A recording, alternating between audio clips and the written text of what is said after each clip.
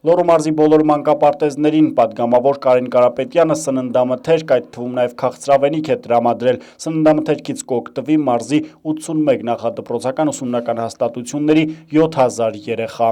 Այդ օգնությունը սկսվում է նախակրթարանից եւ այդպես բարձրանում մեր հայ ժողովրդի համար իրենք շատ բան ունեն արած։ Որևէ համայնքի, որևէ մանկապարտեզ այս ծրագրից դուրս չի մնացել։ Գործընթացը սկսվել է 1 ամիս առաջ, ընդհանուր առմամբ մոտ 100 տոննա քաղցրավենիք եւ սննդամթերք է ուղարկվել մարզ։ Սպիտակի եւ Գուգարքի մանկապարտեզները հասանելիքը ստացան օրերս։